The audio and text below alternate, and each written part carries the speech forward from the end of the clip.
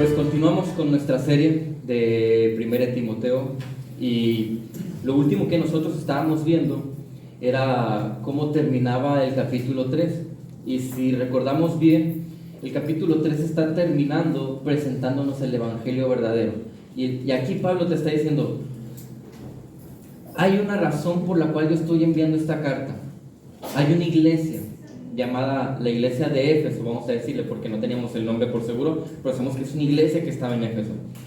En esta iglesia están surgiendo diferentes cosas, hay problemas, y uno de los más grandes problemas es que hay falsos maestros ahí, y no solamente es malo que haya falsos maestros, sino que significa que la doctrina se estaba desviando. ¿Qué sucede entonces?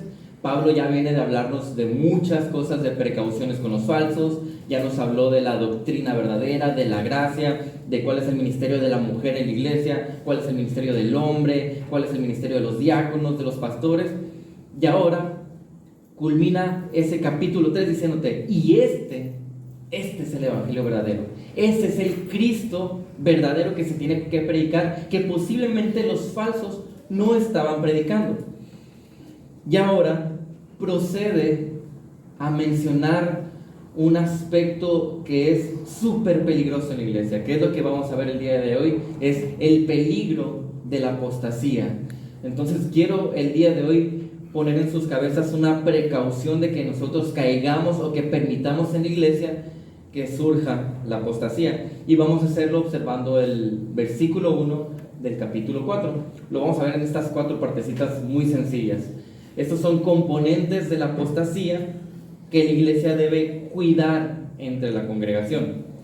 Ahí tenemos el acecho de la apostasía, el tiempo de la apostasía, el efecto de la apostasía y el origen de la apostasía. Pero antes de empezar a hablar de todo esto, yo me quedé meditando. La palabra apostasía muchas veces no se tiene muy claro qué es. Entonces, si vamos a hablar de ella, si el versículo 1 al 5, que fue lo que leyó nuestro hermano, nos está mencionando cosas diferentes de ella y explicándonos cómo funciona, es bueno que nosotros tengamos en claro qué es la apostasía. Entonces, prácticamente, a grandes rasgos, y si tenemos que resumirlo mucho, apostasía es abandonar la fe. Si alguien abandona la fe, significa que en algún momento esta persona estuvo en la iglesia, esta persona parecía que era creyente, esta persona disfrutaba del gozo que es estar aquí, de la comunión, posiblemente servía, es posible que incluso a lo mejor hasta predicara, a lo mejor era muy religioso, a lo mejor era tan bueno como Judas que la gente ni se dio cuenta de que no era parte del reino de Dios. Esa es la apostasía. Personas que han sido expuestas a la luz, de manera que disfrutaron de la cercanía de la fe, pero no tuvieron una fe verdadera y eventualmente se desviaron. Hebreos 3:12 dice, tengan cuidado, hermanos, no sea que en alguno de ustedes, haya un corazón malo de incredulidad para apartarse del Dios vivo. Y esto no significa que hermanos no puedan tener luchas espirituales, claro que sí, que no significa que no vamos a tener caídas, como Pedro negando a Jesús. Pedro no es un apóstata, pero él negó a Jesús. No significa que en ocasiones no puedan surgir dudas de tu fe, porque es parte del caminar cristiano, sino que la apostasía es en sí un abandono de la doctrina bíblica y verdadera. Y hago este paréntesis porque a veces podría parecer, bueno, se fue de aquí, pero está con nuestros hermanos los mormones. Pero los mormones no son nuestros hermanos. Ha abandonado la fe esa persona. Bueno, ya no está con nosotros, pero se fue con los apostólicos. Los apostólicos tampoco son nuestros hermanos. Y por eso es bien importante tener el contexto. Si recuerdan, el versículo 16 de capítulo 3 enfatizábamos al verdadero Cristo y decíamos cómo hay tantas falsedades que son medias verdades. La mentira es una media verdad muchas veces. Tomas muchas cosas de la verdad, lo tuerces tantito y has hecho una mentira. Has creado una herejía. Así que veamos entonces el primer punto, que es el acecho de la apostasía. Y vean ahí la primera parte del versículo 1. Dice, el Espíritu dice claramente. ¿Y cómo sé que aquí me está diciendo que la apostasía está al acecho si las únicas palabras que yo veo aquí es que dice que el Espíritu dice claramente? Bueno, el inicio de este capítulo es una forma de decirte al lector: hay algo que tú no puedes tomar a la ligera, porque date cuenta lo que el Espíritu Santo, que es Dios mismo, te está diciendo. Está haciendo un énfasis en las palabras que a continuación yo te voy a decir son sumamente importantes. Y obviamente si tú ya lees el resto de versículos, sabes que habla de la apostasía. El verso comienza diciendo: el Espíritu dice claramente que eso va a ocurrir, si se dan cuenta. El Espíritu dice claramente, y luego vemos lo que sigue el versículo, que inminentemente va a llegar la apostasía, tristemente, a la iglesia. Así que la idea es esta: si yo estoy entendiendo lo que el Espíritu Santo me quiere advertir a mí, yo voy a tener en mente que la apostasía está al acecho en esta congregación. Yo voy a tener en mente de que muy posiblemente pueda haber aquí personas que todavía no son creyentes, que están disfrutando del gozo y de la comunión de la fe, pero no hay una fe genuina en ellos, y que eventualmente estos podrían alejarse de la fe, y yo podría ser uno de ellos. Así que el punto es esto: tú tienes que estar alerta, tenemos que estar con los ojos abiertos.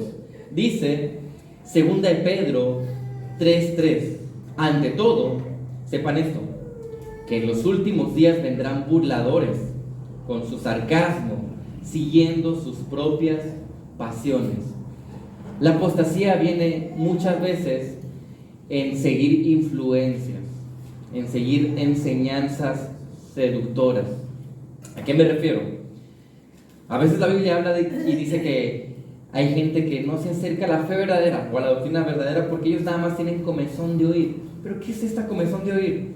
¿A qué se refiere cuando la Biblia me habla con esas analogías? Bueno, hay gente que nada más está esperando venir aquí a la iglesia para escuchar lo que le gusta, no lo que Dios dice. Ellos dicen: yo quiero escuchar algo bueno, algo bonito, si se puede hasta romántico, y salir de aquí todo contento porque me apapacharon y me dieron palmaditas en la espalda. Y Josías Rauman, un pastor al que respetamos mucho, decía: la gente no puede irse después de escuchar de tu sermón sin no haberse sentido culpable de su pecado, porque la palabra de Dios nos llama a voltear a ver nuestro pecado, a sentir asco por nuestro pecado y a querer eliminar ese pecado de nuestra vida. Pero los falsos maestros de los que habla ahí 2 de Pedro, ellos no te van a decir eso muchas veces, porque ellos quieren seducir a las personas. La palabra constantemente nos advierte de los falsos. La razón es muy clara: los falsos pueden llevarte a una apostasía, a que te desvíes de la fe verdadera, a que te desvíes del evangelio. Judas 18 dice: quienes les decían: en los últimos tiempos habrán burladores que irán tras sus propias pasiones impías. Así que, al mencionar que el Espíritu dice claramente, no solo hay una seguridad de que estos falsos van a venir, sino que es algo que nosotros tenemos que tener muy en cuenta para que tú tengas los ojos bien abiertos, porque esta congregación no solamente la cuidan los pastores, que ahora, obviamente, dicho sea de paso, es su responsabilidad. Sin embargo, toda la persona que está dentro de la iglesia y que es miembro de ella, ahora tiene la responsabilidad de ser parte del cuidado hacia los demás. Por eso tenemos que tener los ojos abiertos. La pregunta es esta, y es una pregunta que hacemos constantemente cuando estamos en los estudios: ¿qué hacemos el día de hoy con esta información? ¿Y a mí qué el estar alerta? ¿Y a mí qué que haya apostasía? ¿Cómo lo aplico, pues? ¿Cómo se lleva a la práctica el que un creyente esté alerta? ¿Cómo se lleva a la práctica el que podemos estar atentos? Bueno, ten en cuenta esto: la apostasía es ir en contra de la fe, eso está claro, ya lo dijimos, pero comienza con un enfriamiento, apatía, indiferencia. Así que tienes que estar alerta a tu vida espiritual. ¿Qué hay de ti, de tu vida espiritual? de tu relación con Dios y de tu relación con tu iglesia. Porque, hermanos, no existen los llaneros solitarios en la vida cristiana. El Señor dice, tu salvación es completamente individual. Eso es entre tú y Dios. Pero tu vida cristiana no es individual. En el sentido de que si tú te quieres desarrollar como Dios quiere, y si tú quieres obedecer lo que Dios dice y hacer frutos que evidencian que es un cristiano verdadero, tú vives en una comunidad de cristianos, que es la iglesia local. Así que ponte a pensar, ¿qué hay de tu corazón con la iglesia? ¿Hay apatía? ¿Hay indiferencia? ¿Hay un enfriamiento incluso con tu relación con Dios? ¿Nos da flojera escuchar de nuestro Dios o leer de nuestro Dios u orar a nuestro Dios? Porque si es así, cuidado, es un enfriamiento. Y yo no te estoy diciendo que la apostasía es perder la salvación. Yo no dije eso. Yo dije, aquel que es apóstata es porque, ¿saben qué? Nunca fue creyente verdadero. Fue un buen religioso, tal vez un buen moralista, alguien ético, pero no espiritual. Uno evalúa entonces su estado espiritual en su orden de prioridades día a día, en lo involucrado o lo lejos que está de la iglesia, en lo mucho que busca a Dios o lo poco que le interesa, en la importancia que le da a transformar sus deseos y matar su pecado. Porque ¿qué hay de una vida cristiana que no está en transformación? Por sus frutos los van a conocer, dice el Señor. Los frutos van a evidenciar si hay un árbol bueno o un árbol malo. Así que haz un análisis tú de tu vida espiritual. Todos nos tenemos que cuidar de ser religiosos, humanistas, moralistas, éticos, etc. Porque eso es bien sencillo. Lo único que tengo que hacer es aparentar y no cambiar. Y eso lo puede hacer cualquiera. ¿Cómo sabemos que lo puede hacer cualquiera?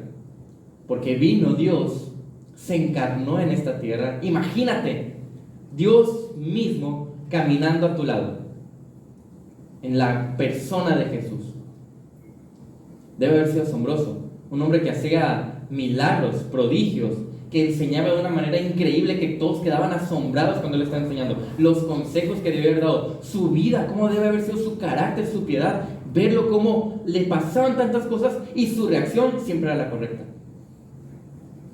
Imagínate ahora ese hombre como maestro, discipulando a un grupo de varones y de líderes. Tú vas a pensar, wow, de seguro esos 12 a los que discipuló deben haber sido excelentes líderes, cada uno de ellos, porque es Dios mismo enseñándoles, caminando con ellos durante 3 años, sobre todo el último año y medio, pegadito a ellos todo el tiempo.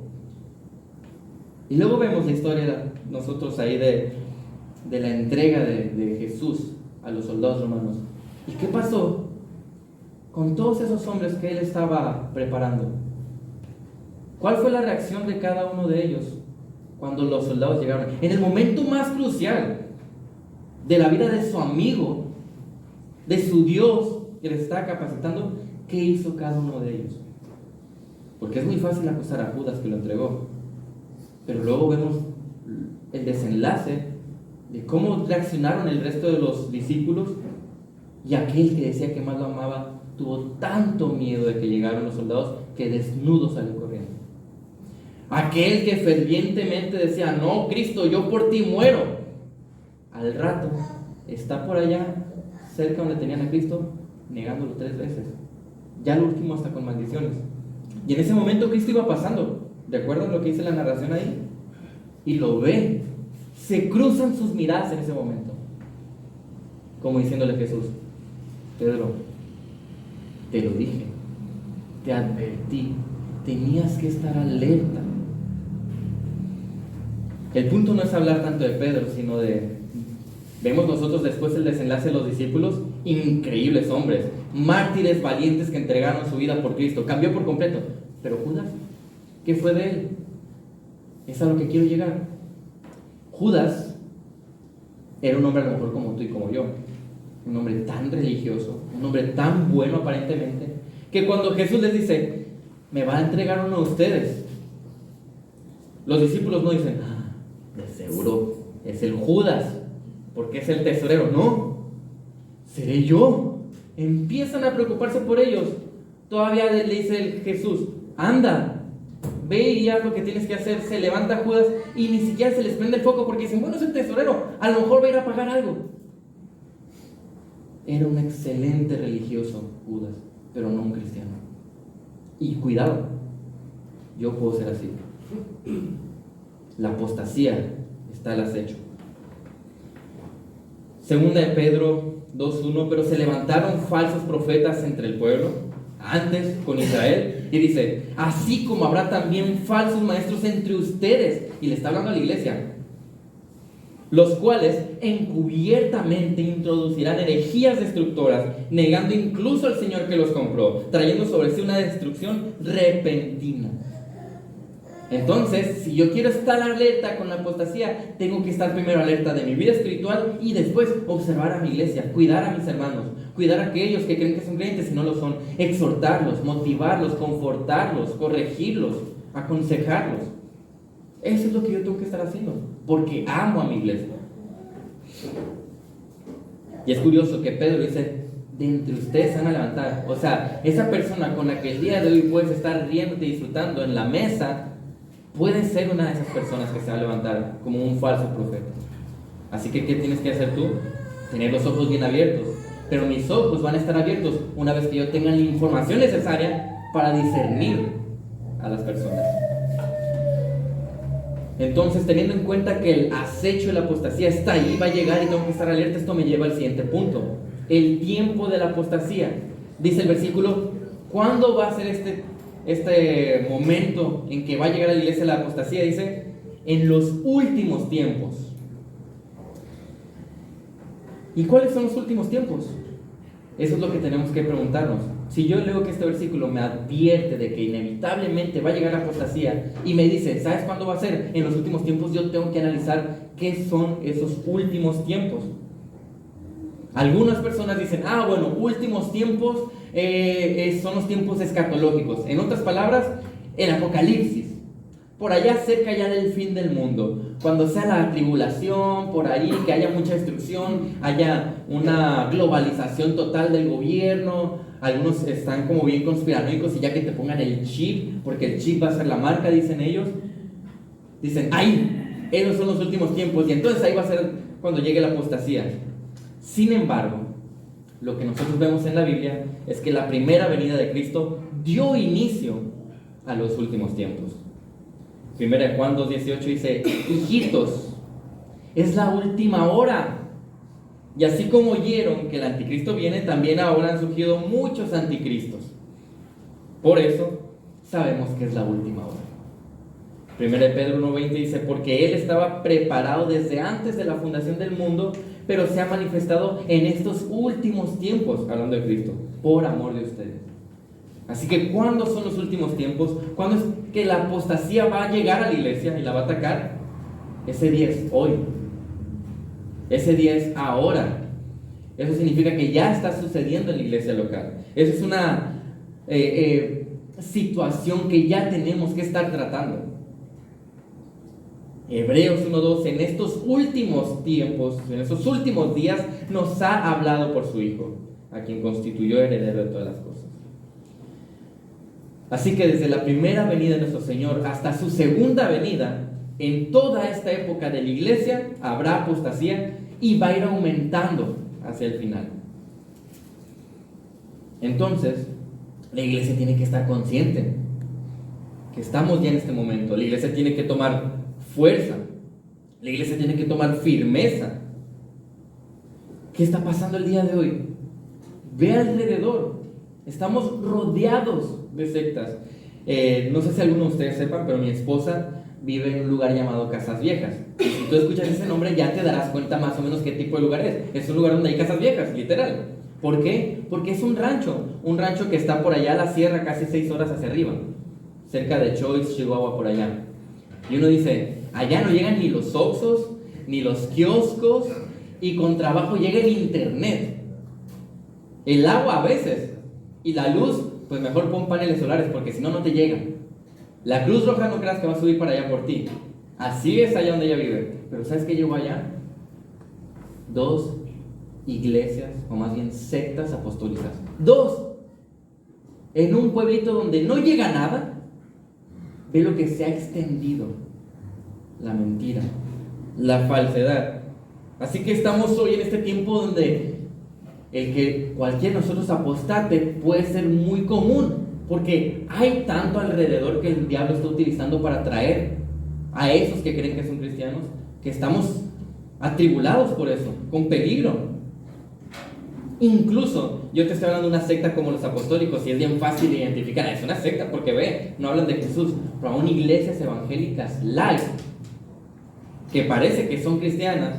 Es más, hay iglesias que tienen iglesia bíblica tal, y tener de nombre iglesia bíblica no te hace bíblico, para nada. Entonces, ¿qué es lo que tiene que hacer el creyente entendiendo que el tiempo de la apostasía es hoy? ¿Qué vamos a hacer? ¿Cómo vamos a reaccionar? ¿Qué es lo que tiene que poner como manos a la obra la iglesia? Dice Romanos 12:2: y no se adapten a este mundo, sino transfórmense mediante la renovación de su mente, para que verifiquen cuál es la voluntad de Dios, lo que es bueno, aceptable y perfecto. Entonces, ¿cuál es la idea? Yo he estado en la iglesia desde que tengo 8 años. Evidentemente no era creyente a los 8 años, no lo fui a los 10 ni a los 15, sino hasta los 18. Pero desde los 8 años yo iba a una iglesia acompañando a mis papás. Por lo tanto, me ha tocado ver cuál es la constante en las iglesias. Yo digo, la gente es que la iglesia es como olas que trae conchitas. Entonces llega una ola y trae unas conchitas, y ahí se queda en la arena, ¿verdad? Y luego viene otra ola, trae otras conchitas, pero se lleva otras. Así es la iglesia local. Yo he visto personas con las que yo convivía, salía, platicaba, me reía, disfrutaba, hablábamos del Señor, nos gozábamos, orábamos juntos. Ahora, en el mundo, diciendo: Cristo no existe, es una mentira, todos los cristianos son unos tontos por seguir esa falsedad. ¿Qué sucedió ahí? Si nos reíamos tanto juntos, él oraba por mí y yo por él, pedía consejos a los pastores y los seguía, leía su Biblia, como a lo mejor cualquiera de nosotros puede hacerlo. ¿Por qué ahora está allá? Porque él se adaptó a este mundo.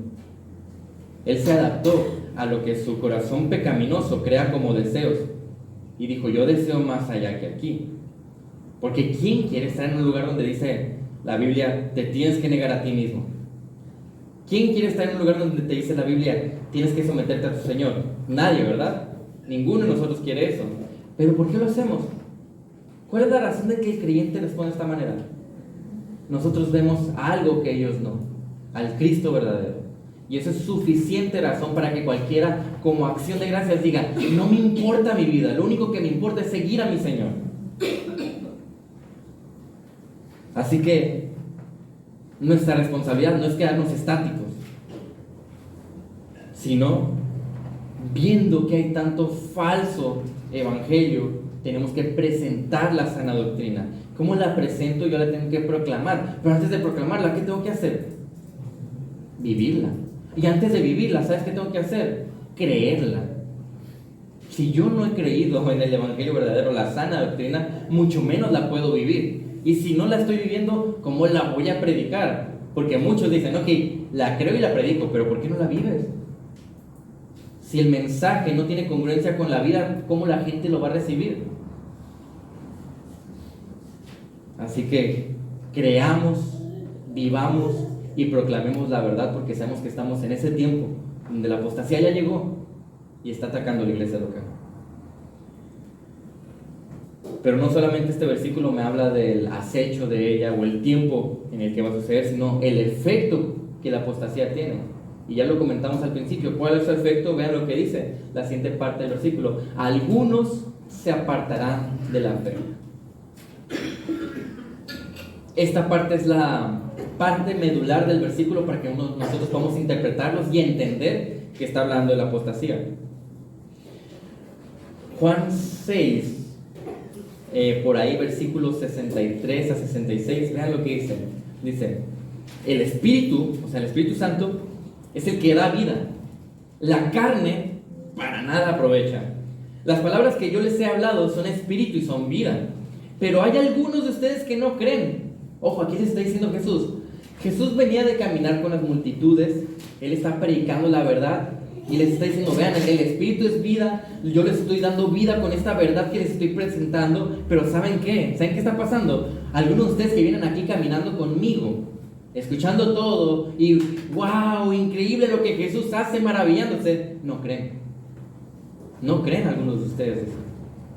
Porque Jesús sabía desde el principio quiénes eran los que no creían y quién era el que lo iba a traicionar. O sea, está diciendo, yo sé que ese doceavo, el Judas, es el que me va a traicionar. También decía, por eso les he dicho que nadie puede venir a mí si no se lo ha concedido el Padre. Esa es la gracia de la salvación. Como resultado de esto, muchos de sus discípulos se apartaron y ya no andaban con él. Jesús les dijo la verdad. ¿Y qué pasó con la gran multitud que lo seguía más adelante? Lo abandona por completo. Estaban con él porque estaba muy padre ver los milagros que hacía, o está muy padre escuchar esa predicación, tiene la elocuencia o el carisma para decir ciertas cosas. Pero cuando era momento de demostrar que de verdad seguían a Cristo, todos ellos le abandonan. La palabra aquí que ven en sus Biblias, que dice apartarán en el versículo, significa irse de o quitarse de la posición en la que originalmente estaba. Que en la Reina Valera, si ustedes lo tienen, va a decir apostatarán en lugar de apartarán. Así que la idea general de esta palabra podría ser más relacionada con desviarse. Iba en una dirección correcta, pero se desvió, tomó otro camino. Tal vez una pregunta que podemos hacer: ¿un creyente puede apostatar? ¿Un creyente puede apostatar? ¿Un creyente verdadero puede abandonar la fe? La respuesta es no. Si tú eres creyente verdadero, ¿de quién depende tu salvación? Del Señor, de Cristo. Así que aquellos que han apostatado nunca lo fueron. Lucas 8:13: aquellos sobre la roca son los que cuando oyen reciben la palabra con gozo, pero no tienen raíz profunda. Creen por algún tiempo y en el momento de la tentación sucumben. ¿Saben qué pasaje es este? El famoso pasaje, la parábola de los 4 terrenos. En ese pasaje tú ves que el sembrador está lanzando la semilla y cae en 4 lugares distintos, ¿sí? Muchos creen que la parábola esta trata de el no creyente, porque es la semilla que cayó en el camino, llegó el diablo y se la llevó y nunca creció nada. El creyente firme y otros 2 creyentes que se andan tambaleando. No, esta parábola te dice, hay un terreno que es el del creyente y 3 más que son del inconverso. 2 de ellos creían que eran creyentes, pero no lo eran. Y aquí te lo estoy diciendo, aquellos cuando la semilla cae sobre la roca, dice, son aquellos que oyen, observan, reciben la palabra contentos, pero no tienen raíz profunda. ¿Por qué no hubo raíz profunda? Porque nunca hubo una conversión. No era genuina esa fe. Dice, creen por algún tiempo. El creyente verdadero va a creer por un tiempo. Tenemos la certeza de que Dios los va a preservar hasta el final. Y en el momento de la tentación sucumben y se alejan. Esa es la apostasía. Un apóstata no es alguien a quien le es difícil creer, sino uno que deliberadamente, con intenciones, con conciencia, abandona la fe bíblica que una vez había profesado. El efecto entonces debe ser algo que de verdad nos preocupe. Si pensáramos, ¿qué es lo más importante de la vida? Muchos van a decir la salud, otros van a decir el dinero, otros van a decir el amor, ¿no? Las relaciones, tener esposa, tener hijos y dejar un legado. Pero el día que te mueras, ¿qué va a pasar con esa salud? El día que te mueras, ¿qué va a pasar con ese dinero? El día que te mueras, ¿qué pasa con ese legado y esas relaciones? ¿Qué de esas 3 cosas tú te puedes llevar después de morir? Nada. Entonces, ¿qué es realmente lo más importante de la vida? Aquello que va a definir dónde vas a pasar la eternidad. Eso sí es importante. Entonces, donde nosotros tenemos que prestar atención es en la fe verdadera. Decir, si el Señor me está advirtiendo de que hay un efecto, hay algo que sucede, que en la iglesia puede haber personas que abandonen la fe, esto me debe de preocupar muchísimo, porque yo no quiero ser de esas personas y yo no quiero que mis hermanos sean esas personas. Según de Timoteo 4, 9 al 13 dice, procura venir a verme pronto, le dice Pablo a Timoteo, pues Demas me ha abandonado, habiendo amado este mundo presente, y se ha ido a Tesalónica. Crescente se fue a Galacia y Tito a Dalmacia. Solo Lucas está conmigo. Toma a Marcos y tráelo contigo, porque me es útil para el ministerio. Pero a Tíquico lo envía a Éfeso.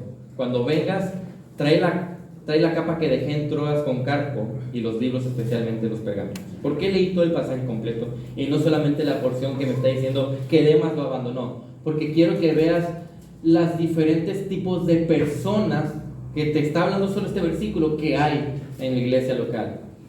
Algunos pueden ser como Demas, que está en un tiempo, observen, Demas estaba participando en la obra misionera.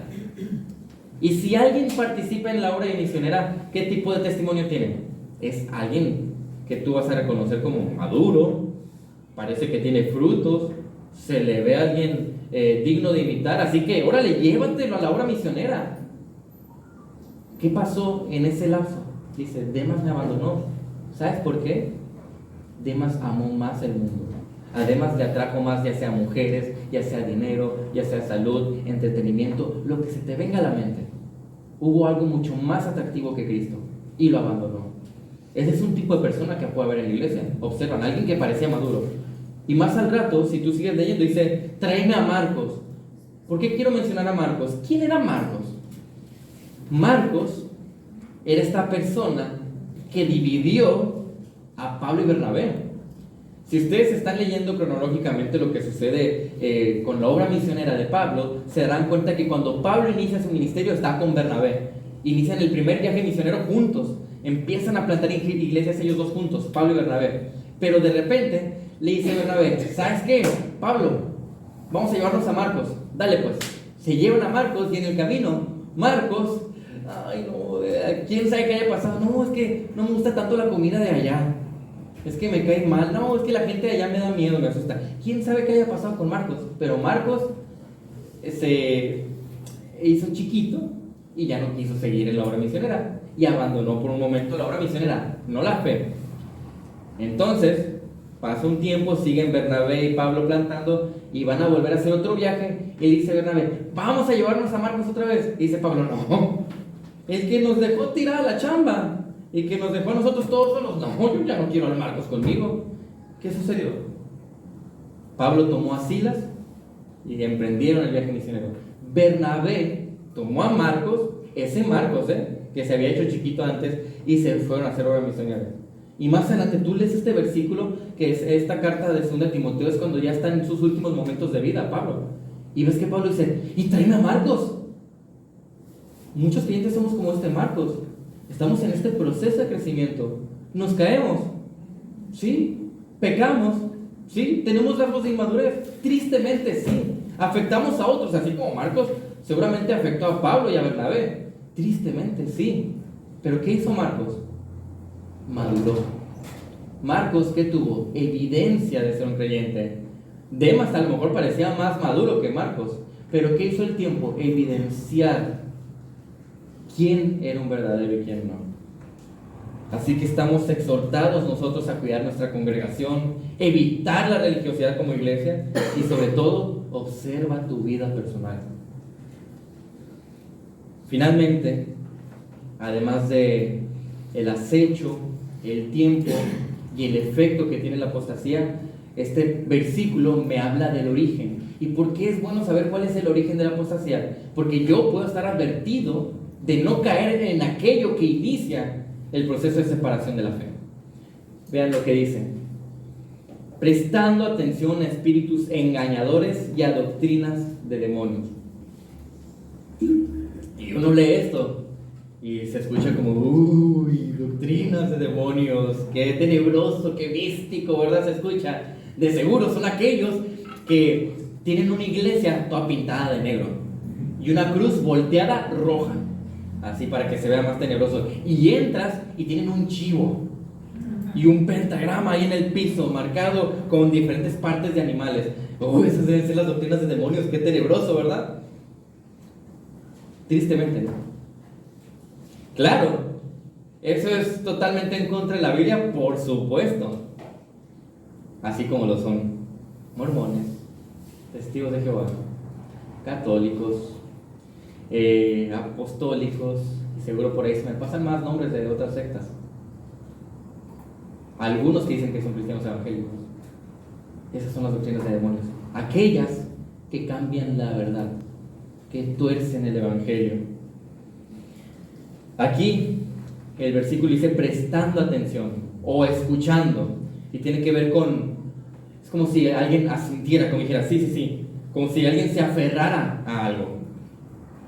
De manera que los apóstatas se apropian de las falsas enseñanzas, adoptan y abrazan un sistema doctrinal erróneo. Y es que yo crecí así, es que la tradición es así. De manera que son seducidos y atraídos por engañadores, dice ahí el versículo, que eventualmente les envuelven con una enseñanza, a lo mejor con su elocuencia, a lo mejor con su apariencia de piedad. Dice 2 de Pedro 2:2, muchos seguirán su sensualidad, hablando de los falsos, y por causa de ellos el camino de la verdad será blasfemado. ¿Cuál es el punto de ese versículo de 2 de Pedro? Te está diciendo, cuidado, porque los engañadores, los falsos maestros te presentan una doctrina muy atractiva. De hecho, su carisma es atractivo, tú quieres seguir a esta persona, tiene cierta influencia y cae muy bien porque ellos no se van a presentar como malos. No. El diablo, si el diablo te quiere engañar, no va a venir aquí y lo vas a ver rojo, con cuernos, una pata de caballo, otra pata de pollo y la colita ahí, ¿verdad? Despingadita. El diablo no se va a presentar así. Si se presenta así, ¿qué va a pasar? Patitas, ¿para qué las quiero, verdad? Todos vamos a correr. No, el diablo era un ángel precioso, atractivo, hermoso. ¿Y cómo se presenta? De esa misma manera. Hay algo que le gusta a esa persona. Yo sé cuál es la tendencia del corazón de este otro, porque lo he visto tanto tiempo y se nota que le encanta esto. Y te va a presentar en bandeja de plata eso que desea tu corazón pecaminoso, para que caigas, para que lo tomes. Y eso puede ser visto en manera de doctrina de otra congregación, o cualquier otra cosa atractiva que te aleje de la fe verdadera. Ese es el origen que nosotros vemos de la apostasía. Doctrinas de demonios son a las que han prestado entonces atención y por las que se han dejado seducir. Si se ponen a pensar, Satanás y sus agentes, que son los demonios, han elaborado toda clase de teologías engañosas para confundir y para engañar. Así que recibir falsa enseñanza que contradice la verdad de la Biblia es ser enseñado por demonios, a final de cuentas, quienes son los originarios de esas mentiras, quienes ponen la mente y el alma en peligro.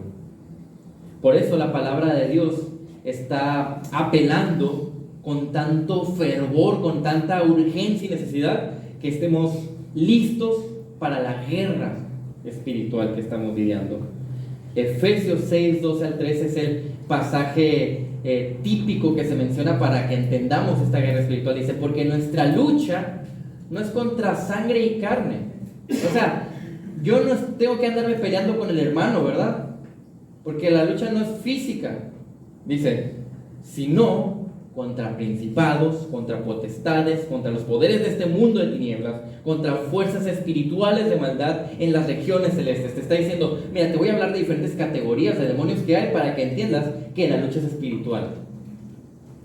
Por tanto, dice, teniendo en cuenta entonces que nuestra guerra es espiritual, o sea, la guerra va a ocurrir aquí en tu cabeza, no porque el demonio se pueda meter aquí, sino porque aquí está la tentación.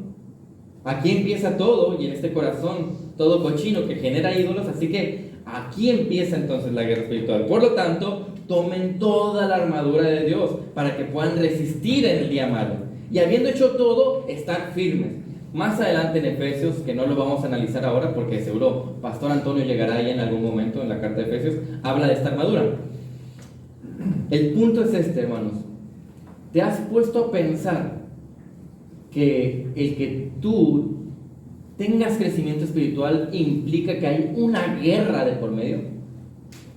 ¿Sabes lo que es una guerra? La guerra o las guerras son caóticas. Hay destrucción por doquier. Son tristes, dolorosas, sufrientes, sanguinarias. Esa es la guerra. Y la Biblia nos dice, bueno, estás en una guerra espiritual, tú creyente. Por lo cual, por la gloria de Dios, muchas veces va a venir el caos. Va a haber tristeza, dolor, sufrimiento y para algunos literalmente sangre. Por Cristo. Porque dice el Señor, esa es la guerra espiritual que ustedes están lidiando.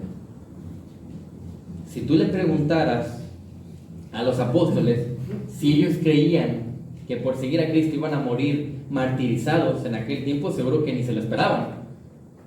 Pero incluso Pedro murió crucificado al revés, observando morir primero a su esposa.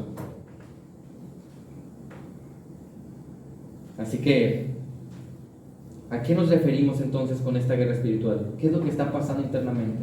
Internamente, tu corazón está generando deseos pecaminosos, hermano.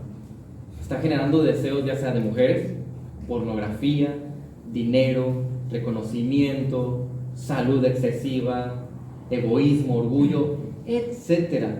Esta es una máquina de hacer deseos pecaminosos. Es una máquina para hacer ídolos, tremenda. El corazón, dice la Biblia, que es más engañoso que cualquier cosa. Así que nunca bases tus decisiones en lo que siente en mi corazón. Es que si yo siento paz, lo voy a hacer. No. La paz de este loco. No, hombre, ni la peles, porque es el más engañoso. Cuidado. Entonces, la guerra inicia aquí. Empiezas a generar deseos. ¿Qué tengo que hacer para combatir esos deseos entonces? ¿Qué tiene que hacer el creyente para evitar que esos deseos se transformen en una acción pecaminosa? Yo tengo que sustituirlos. Puedo intentar eliminarlos, pero tarde o temprano van a volver a brotar, como la maleza. Así que yo los arranco de raíz y yo ahora, en lugar de desear todo eso pecaminoso que es mi tendencia personal, empiezo a desear más a Cristo. Pero ¿cómo voy a desear más a Cristo? Es muy fácil decirlo. Pues lo deseo. Cuando yo estaba de novio con Abby, yo quería saber más de ella. Quería conocer cuál era su color favorito. Quería saber cuál era su comida favorita. Quería saber cuál era su bebida favorita. Quería saber cuál era su canción favorita. Quería saberlo todo de ella. A pesar de que yo sabía que Abby a los 3 meses a lo mejor iba a cambiar algo de eso y tenía que volver a saber esas cosas otra vez. Pero me encantaba conocer más de ella, porque mientras más conocía, ¿saben qué sucedía? Más la amaba. Había un deseo más ferviente por ella. Entonces, ¿cómo vas a desear más a Cristo? En la medida en que lo conozcas, lo deseas más. Y desearlo es decir, yo quiero hacer su voluntad. Y empiezas a desechar esos deseos pecaminosos. Así que sí, inician tus deseos, pero la lucha está acá, ¿verdad? En lo que yo estoy pensando, en lo que yo estoy alimentando, en lo que yo estoy adoptando. Ahí está la lucha. Porque yo puedo decir, imagínate, es una suposición lo que voy a decir. Imagínate que yo tengo la tendencia a ser muy coqueto con las mujeres. Es mi talón de Aquiles. Y yo digo, no, yo ya no quiero seguir con esos deseos. Voy a desear más a Abby. Y empiezo a desear más a Abby, pero de todas formas sigo en mi celular, siguiendo en Instagram a las muchachas más voluptuosas. ¿Qué estoy haciendo? Y veo en mi celular imágenes que no debo, o en la televisión, o por la calle, nomás va pasando una mujer, mis ojos se desvían. ¿Qué estoy haciendo? Estoy alimentando un deseo. Aquí está lucha en la mente, no estoy haciendo nada. Solamente estoy alimentando esa tentación. Así que, mis hermanos, ese es un ejemplo, aclarando. Mucho cuidado con lo que escuchamos, lo que recibimos, lo que aceptamos. Aquella enseñanza que puede ser errónea, porque ahí es donde surgen los abandonos. Mucho cuidado de a quién seguimos, quiénes son nuestras influencias, quiénes nos están seduciendo. Y la verdad, ten los ojos bien abiertos. No sea que estemos siguiendo una media verdad. No sea que estando en una iglesia bíblica donde se predica el evangelio verdadero, ni siquiera haya querido yo en él. Pero como vivo como los demás, creo que lo soy. Ten los ojos abiertos, analiza tu vida. Así que el Espíritu habla claramente en su palabra diciendo que algunos van a alejarse de la fe. Ojo, no dice, si se fijan, que podría suceder esto. Dice, no, va a suceder. Eso va a pasar en tu congregación. Así que la apostasía no es un accidente doctrinal, es un abandono en el cual la persona toma la decisión consciente de retirarse de la fe. No comienza con una negación pública de la fe, sino con una desviación silenciosa de tu corazón, siguiendo tus deseos. En nuestra mente, aquí empieza todo. Así que estemos alertas, con mucho discernimiento. El discernimiento es distinguir lo que le agrada a Dios y lo que no. Y para que yo pueda distinguir correctamente qué le agrada y qué le ofende, tengo que conocerlo. Ojalá la Biblia fuera nada más algo que te echas un bocado y ya la conoces por completo. Así no es. Te tienes que tomar tu tiempo, te tienes que sentar, la tienes que leer, la tienes que meditar y después esperar y orar al Espíritu Santo que te ilumine por medio de ella para entender más verdades y aplicarlas. Toma tu tiempo, ¿verdad? Te tienes que esforzar. Pero por amor a Cristo, ¿quién no está dispuesto a hacerlo? Debemos perseverar en estos tiempos que son el día malo, donde el diablo está poniendo toda tentación para desviarnos. Cuidemos lo que estamos alimentando en nuestros corazones, los deseos que estamos generando. Reconozcamos, hermanos, que estamos en esta guerra espiritual. Estaba pensando anoche que ojalá pudiéramos agarrar nuestro corazón y apretarlo para exprimirlo y que saliera todo el pecado, y que así de fácil fuera, ¿verdad?, matar el pecado, que así de sencillo fuera matar el yo que constantemente me hace pecar y ofender a Dios. Ojalá así fuera, pero como no lo es, como no es así, lo que yo tengo que hacer es negarme a mí mismo, matar al yo que cada día desea lo que Dios no quiere y seguir a Cristo. Eso es lo que tenemos que hacer. Así que los animo a seguir luchando, hermanos, en esta guerra espiritual que tenemos contra el diablo, contra el mundo y contra el pecado. Vamos a orar.